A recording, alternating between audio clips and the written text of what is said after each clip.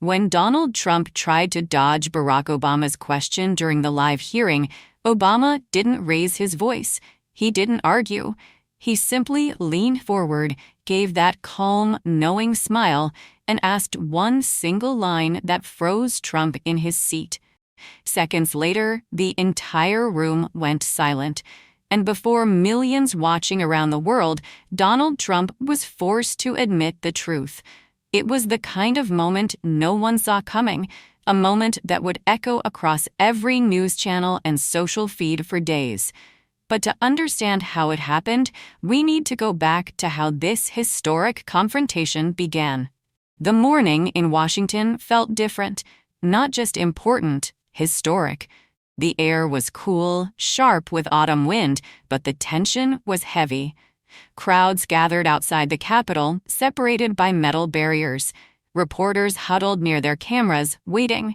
You could almost feel it, this city holding its breath. Because today, two of America's most polarizing figures were about to face each other, not on a debate stage, not on Twitter, but in person. Barack Obama and Donald Trump. The hearing had been announced just a week earlier under a deliberately vague title, The State of Truth in American Leadership. No one really knew what to expect, but everyone knew this wasn't just another policy discussion. This was personal. Inside the Capitol, the atmosphere buzzed with whispers and flashing cameras. Senators, journalists, and former aides filled the room, knowing they were about to witness something that would be studied, replayed, and dissected for years to come. At the long wooden table in the center, two nameplates waited: President Barack Obama and President Donald Trump. Then the side door opened. Obama entered, quietly, the way he always did. Composed, unhurried, the same calm gravity that had carried him through 8 years of the presidency. No wave, no grand gesture, just that quiet command that made people straighten their posture without realizing it. A ripple of murmurs followed him as he sat down, hands folded, expression neutral. Minutes later, the opposite door swung open. Donald Trump strode in, confident, animated, his signature red tie bright against his suit. He gave the cameras that familiar smile, nodding toward the press row like a performer greeting his audience. He looked across the table at Obama, their eyes locking for the briefest second. The room's noise dimmed, as if the air itself had tensed. These were two men who had shaped the same country in utterly different ways. Opposite sides of the same coin, calm versus chaos, calculation versus instinct. The moderator cleared his throat. Gentlemen, thank you for being here today. This hearing isn't about politics or party lines. It's about one simple word: truth. Obama and Trump both sat still. But beneath that stillness, you could feel decades of rivalry and resentment humming like a low current. The moderator gestured. President Obama, you may begin.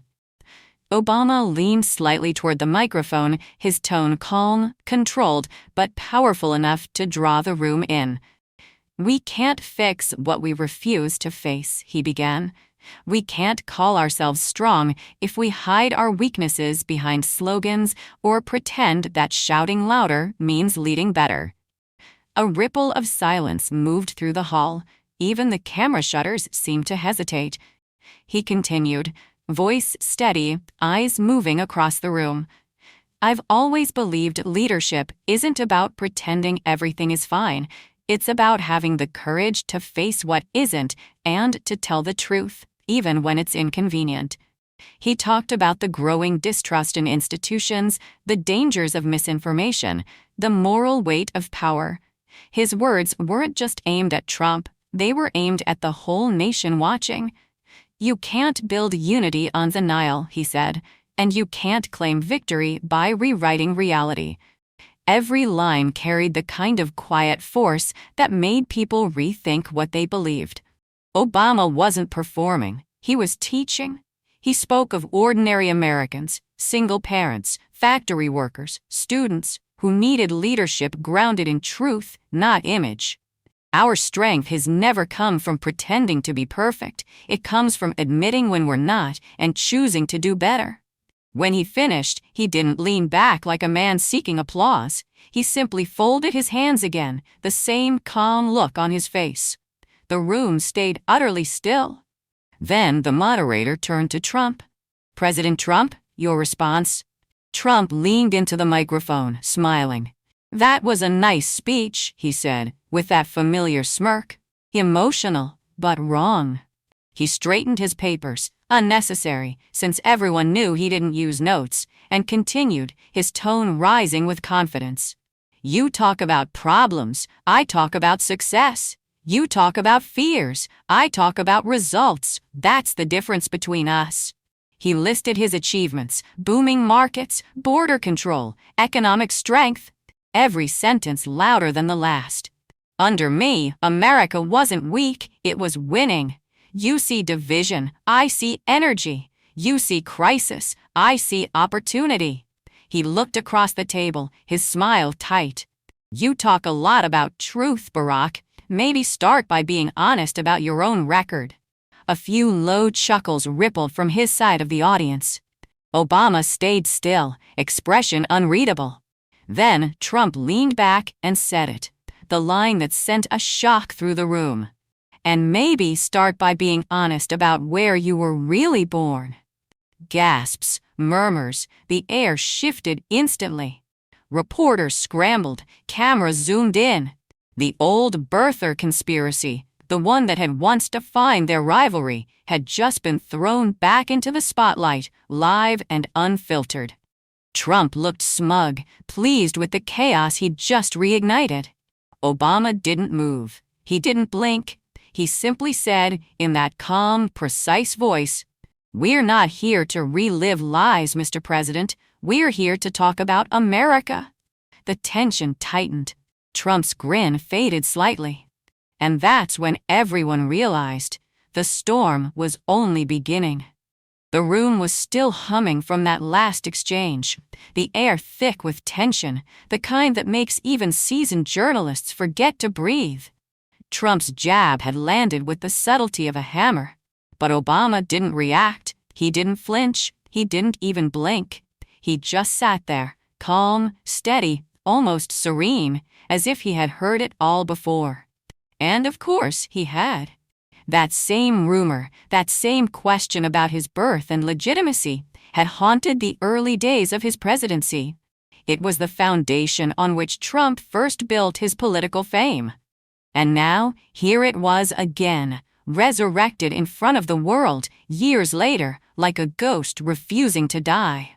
Obama leaned slightly forward, his voice even. "We've all heard that before," he said, "but America deserves better than recycled lies."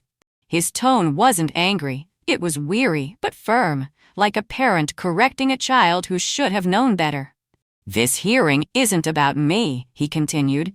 "It's about what we choose to believe as a country, whether we build our future on truth or on fear." A camera flash cut through the silence, then another, and another.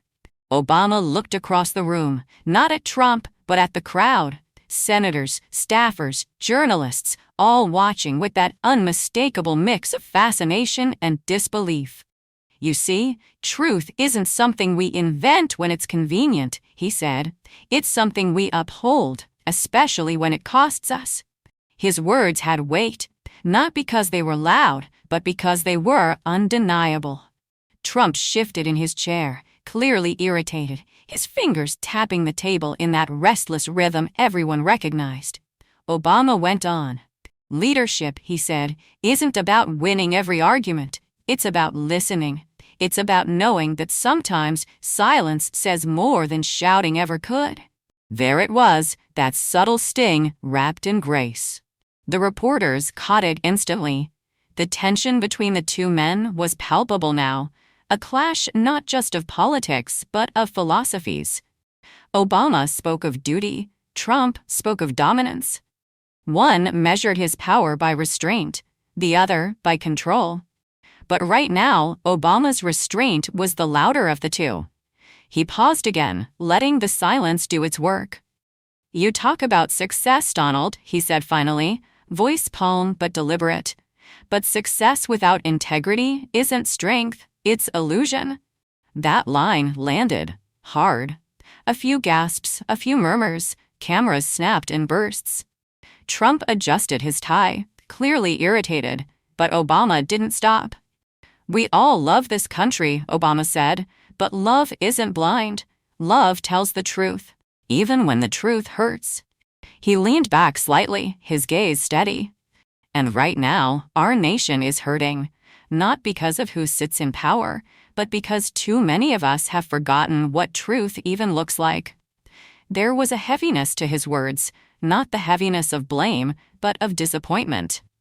If you can't face reality, he said softly, you can't lead people through it. You could feel it, the shift in the room's energy. This wasn't politics anymore, it was philosophy. It was a confrontation of values, the kind that digs deep, the kind that leaves a mark. Trump let out a short laugh, shaking his head. You sound like a preacher, Barack, he said, his tone half dismissive, half defensive. People don't want sermons, they want results. Obama gave a faint smile. Results built on what, Donald? On denial? On fear? On blaming others when things fall apart? He didn't wait for an answer. Because if that's your idea of leadership, he said quietly, then every lie told to the American people becomes another crack in the foundation we all stand on. The moderator shifted uncomfortably, unsure whether to step in. But no one dared interrupt. The air in the chamber was charged, like static before a storm. Obama wasn't shouting, he wasn't even visibly angry, but his words carried the force of a man who knew he was speaking for something bigger than himself. We're not enemies, he said, looking around the room. We're citizens. We share the same flag, the same streets, the same future. And if we can't even agree that truth matters, then everything else, every speech, every promise, every law collapses. For a moment, even Trump stayed silent. Obama's tone softened. America has always been a place where we argue, he said, but it's also been a place where, eventually, we listen. Because deep down, we know, truth isn't about who wins the headline, it's about who earns the trust. Then came the pause, long, deliberate, heavy. He looked directly at Trump, eyes steady. And trust, he said slowly, isn't earned through intimidation or applause. It's earned through honesty. No one dared breathe too loudly. Even the cameraman looked uneasy, sensing that something rare was unfolding, the kind of exchange that history doesn't forget. Trump leaned forward now, face tightening, his confidence cracking just slightly at the edges. You think you're the truth, Barack? You think your way's the only way? Obama shook his head. No, he said. I think truth belongs to everyone, but lies, they always serve someone. That line hit like thunder. The room buzzed with murmurs. Reporters scribbled furiously. Obama sat back again, calm as ever. The storm was brewing, and everyone could feel it. Trump was no longer smiling, he was glaring. And Obama, still composed, had just drawn the invisible line neither of them could step back from. The air crackled. And that's when the moderator, sensing the rising heat, called for a brief recess. But as Obama rose from his chair, the cameras caught it, that faint, quiet smile that told everyone watching he knew exactly what he was doing. The recess lasted barely 10 minutes, but when both men returned to their seats, the atmosphere had changed. Gone was the cautious respect that had hovered earlier. Now the air felt sharp, like static before lightning. Obama sat quietly, eyes on the table, fingers interlocked. Trump, on the other hand, came back with renewed fire in his expression, a man ready to reclaim control of the room. He leaned toward the mic before the moderator could even speak. You know what I'm hearing here? Trump began, his tone louder, charged with that unmistakable confidence. I'm hearing another lecture. I've heard enough lectures. The American people have heard enough lectures. He scanned the room, nodding as if expecting applause. People don't want speeches about truth. They want strength. They want results. They want a leader who gets things done. His voice boomed through the chamber. While you were talking about hope, he said, pointing toward Obama, I was building jobs, rebuilding the economy, standing up to countries that took advantage of us for decades. That's real leadership. He looked directly at the cameras as though speaking past Obama, straight to his supporters watching at home. You talk about compassion, Barack. I talk about America first. And guess what? That's what works. A few faint claps came from the back row before being quickly hushed by staffers. Trump smirked, encouraged. You know, you talk like a philosopher, he said, his tone turning sarcastic. Beautiful words, smooth delivery, sure. But where did it get us? Division, weakness, other countries laughing at us. You were good at talking. I'm good at winning. Obama remained still, listening, expression unreadable. Trump leaned forward. You think the truth is some kind of moral trophy? Let me tell you, truth doesn't feed families. Truth doesn't stop wars. Truth doesn't pay the bills. Results do. He paused, scanning the faces in front of him. And that's why people voted for me, because they were tired of talk. The line drew murmurs. Even some in the press row exchanged glances. Obama slowly lifted his gaze. So, he said quietly, you're saying results justify anything, even lies? Trump scoffed. I'm saying Americans care about winning. You can't handle that because you're all about feelings. I'm about facts, the facts that America was stronger under me. The moderator started to interject, but Trump waved him off. No, let's be real, he continued. I respect Barack, I do, but he doesn't understand how things really work. He talks about unity, but his years in office gave us more division than ever. Riots, protests, anger. And then he talks about honesty. He leaned closer to the mic, voice low, biting. Come on. The insult was heavy in its simplicity. Obama took a slow breath. You're right, he said, almost in a whisper. The years after I left office were divided.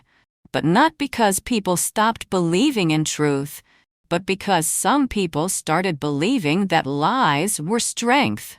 Trump frowned. Are you calling me a liar? Obama didn't look away. I'm saying leadership built on denial isn't leadership. It's theater. The words hung like smoke in the air. Trump laughed sharply, shaking his head. Theater? You're the one who reads off a script, every word rehearsed. I speak from the gut. That's why people love me. Obama tilted his head slightly. People love honesty, but sometimes the loudest man in the room isn't the truest. The line drew quiet gasps from the audience. Trump smiled, faltered, but he doubled down. You think you're so calm, so perfect, he said, but behind that smile, you're just another politician pretending to be better than everyone else. Obama's gaze didn't break. I don't pretend to be perfect. I just refuse to be proud of being wrong. That one landed. Trump's face flushed red. He leaned in, voice rising.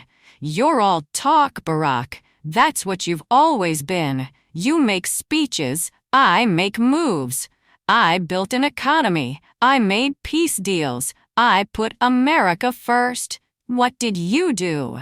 Obama's reply was quiet but razor sharp.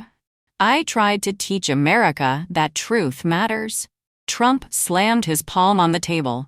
The sound cracked through the room like thunder.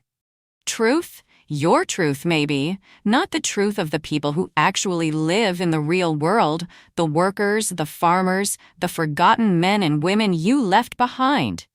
Obama's expression didn't change. "The truth belongs to all of them, Donald," he said softly. "That's why it's dangerous when leaders start deciding which truth to tell." Trump leaned back, shaking his head, laughing bitterly. "You see what he does?" he said to the audience. "Always the professor, always trying to sound deep while saying nothing." He pointed a finger across the table. "You're fake, that's the truth. You act noble, but everyone knows what you really are." The room froze. Obama stayed silent. Trump pressed on, his tone growing darker. "You talk about honesty? Maybe start by being honest about your own past." That got the attention of every reporter in the room. Trump smiled coldly. "Were you even born here?" The words exploded like a grenade. Gasps, murmurs, the old accusation dragged back into the light again. Obama didn't flinch. He just looked at Trump, patient, unshaken. "We're not here to re-lies, Mr. President," he said calmly. "We're here to talk about America." Trump leaned forward, his voice booming through the chamber. "You pretend to be noble, but everyone knows you're a fraud." That was it. The crowd stirred. Reporters scribbled frantically. The energy in the room turned volatile. Obama took a breath, then spoke, quiet, level, but with a force that silenced even the chaos around him. "If you want to talk about honesty," he said, "let's start with something simple." Trump blinked. "What's that supposed to mean?" Obama tilted his head slightly, that calm, surgical precision returning to his tone. "A question," he said, "just one." Trump frowned, uneasy. "Go ahead." Obama leaned forward, just a little, his voice steady. "Is Ivanka Barron's mother?" The world stopped. The audience froze. The reporters looked up from their notes. Every camera in the room zoomed in on Trump's face. The room went dead silent. No shuffling papers, no whispers, no sound, not even the hum of the lights. Just that question, hanging in the air like a blade. "Is Ivanka Barron's mother?" Obama's voice had been calm, too calm. It wasn't loud or dramatic. It was measured, surgical, deliberate. And that was what made it hit so hard. Trump blinked, stunned. For a fraction of a second, it was as if he hadn't processed the words. Then the color began to rise in his face, from pink to red to something close to fury. "That's ridiculous," he barked. "That's none of your business." Obama didn't move, didn't even blink. "It's a yes or no question, Mr. President." A collective murmur rippled through the audience. Cameras clicked furiously. Aides on both sides looked alarmed, exchanging panicked glances. Trump's voice grew louder. "This hearing is about America, not my family." Obama nodded slowly. "Exactly. But how a leader handles truth, especially uncomfortable truth, says everything about how he leads." The words landed like quiet thunder. Reporters froze, sensing something monumental was happening. Trump shifted in his chair, his breathing louder now, his hand gripping the edge of the table. "You're crossing a line, Barack. You think you can humiliate me?" Obama's reply was almost a whisper. "No, I'm reminding you that truth doesn't belong to one man, no matter how powerful he thinks he is." The stillness that followed was unbearable. Every eye in the room locked on Trump. Every lens zoomed in closer. Trump's jaw clenched. He looked around the chamber as if searching for support, but found only silence. Even his aides avoided his eyes. "You're pathetic," he muttered under his breath. "You think you're clever. You're not." Obama stayed silent, simply watching him. Not judging, not mocking, just watching. And that, somehow, made it worse. Trump's hand came down on the table with a loud slam. "This is a waste of time," he shouted. "I've done more for this country than you ever did." His voice echoed off the marble walls. The moderator tried to interject, but Trump stood up, ignoring him. "You're all sitting here pretending to care about truth," he continued, jabbing a finger toward the audience. The media lies every day. The system lies. You all lie. The room erupted. Gasps, flashes, commotion. But through it all, Obama stayed seated, still, unshaken. He leaned slightly toward the mic and spoke in a tone so calm it cut through the chaos. That's the difference between us, Donald.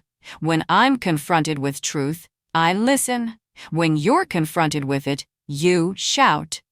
The entire chamber froze again. That line, soft but final, landed like the gavel of history. Trump stopped mid-motion. His mouth opened, but no words came. For a moment, it felt like time itself had paused. Obama looked around the room, then back at Trump. His eyes were steady. Not defiant, not superior, just deeply human. "This was never about embarrassment," he said. "It was about truth and how power reacts when forced to face it." Trump glared at him, face red, breathing heavy. "You think you're better than me?" Obama shook his head slowly. "No, Donald. I think the truth is better than both of us." That was it. Trump's composure cracked completely. He grabbed his papers, slammed them into a folder, and pushed his chair back so hard it screeched across the floor. "I don't have to sit here and listen to this," he shouted. "I've done more for this country than anyone in this room." Cameras flashed like lightning as he stormed toward the exit. Reporters shouted questions, but he didn't look back. The heavy door slammed behind him, leaving a hollow echo that filled the chamber. And in that echo, in that vacuum of noise, there was only Obama's stillness. He didn't smile. He didn't gloat. He just sat there, his expression calm, thoughtful. After a long pause, he leaned toward the microphone one last time. "Truth," he said, quietly, "doesn't shout. It waits. And when it's finally heard, it doesn't need to prove itself." The room remained silent, not out of politeness, but out of awe. Even the moderator seemed unsure what to say next. Obama slowly gathered his papers, stood up, and nodded to the committee. No triumph in his step, no arrogance, just quiet grace. As he walked toward the exit, the sound of camera shutters filled the air like rain. And everyone there, every reporter, every senator, every person watching from home, knew they had just witnessed something far bigger than politics. It wasn't about a question. It wasn't even about who won. It was about a truth that had been cornered, denied, and finally forced into the light. And long after the camera stopped rolling, that silence, the silence that followed Obama's question, became the loudest sound in America. The door had barely closed behind Donald Trump when the noise began. At first, it was a low murmur, confused whispers from the audience. Then the reporters erupted. Cameras clicked in rapid bursts. Microphones swung toward the table. Voices shouted questions, but none were answered. Barack Obama had already stepped away from the microphone. He stood still for a brief moment, looking at the now empty chair across from him, the one Trump had left behind in anger.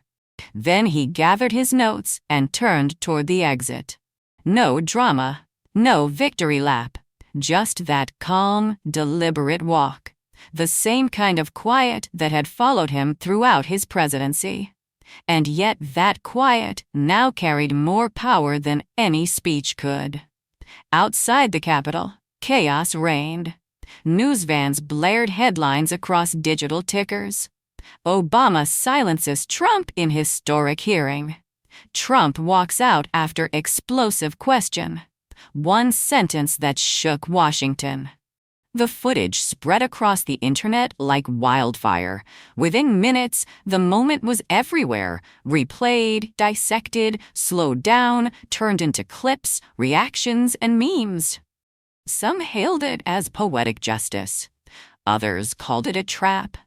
But everyone agreed on one thing. No one had ever seen Donald Trump react like that before. For years, Trump had been the one controlling the narrative, commanding the spotlight, dominating the headlines. But this time, he'd been caught off balance. Not by force, not by rage, but by truth. And that truth had hit him harder than any insult ever could. By nightfall, cable networks had switched into full analysis mode. Panels of commentators argued over what had just happened. Some said Obama went too far. Others said it was a masterclass in restraint, a reminder that dignity could still win in a world addicted to spectacle. Clips of the exchange went viral, drawing millions of views in hours. Every second of the moment, from Obama's still gaze to Trump's red-faced fury, was scrutinized frame by frame.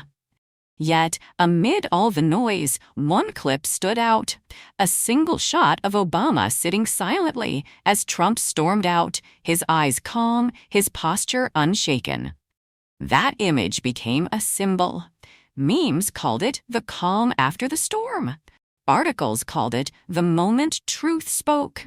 And across social media, hashtags like #TheTruthMoment began trending worldwide. But behind all the noise, Obama stayed quiet. He didn't give interviews, he didn't release statements. When asked about it later by a journalist outside his foundation's office, he simply smiled and said, "Sometimes silence says more than I ever could." And he was right. Because that moment, that question, that pause, that silence had already done what words couldn't. It exposed the fragility of power built on denial. It showed that even the loudest voice can falter when confronted with calm truth. In the days that followed, think pieces flooded the internet.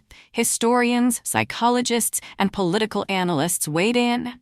They called it a cultural reset, a mirror moment, even a masterstroke in the art of confrontation. But at its core, it was simple.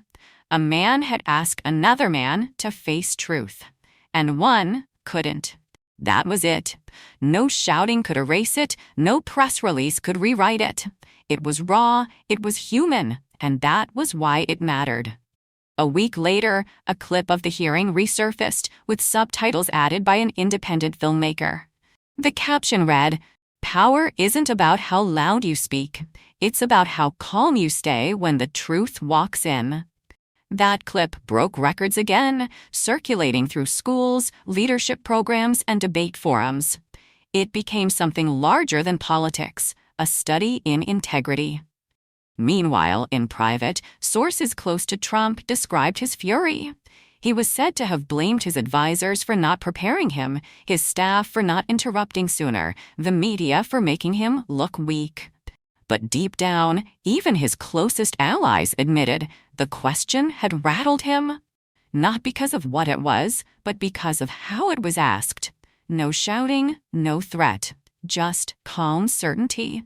And that's what power really is, not volume, not aggression, but composure. In the months that followed, that hearing became one of those rare political moments that linger in memory long after the headlines fade. The scholars called it the Washington Exchange. Documentaries replayed it. Universities studied it as an example of rhetoric versus reaction, poise versus pride, truth versus denial. And through it all, Obama's final words from that hearing echoed again and again. It was never about winning, it was about truth and how power reacts when forced to face it. That line became a kind of modern proverb, quoted in articles, printed on posters, whispered in classrooms. Because deep down, everyone recognized something universal in that moment. We all have our own versions of that table. Our own truths we'd rather avoid. Our own moments when silence exposes what words try to hide, and that's what made it unforgettable. In the end, it wasn't the question that changed everything, it was the reaction. Obama's stillness became the symbol of control.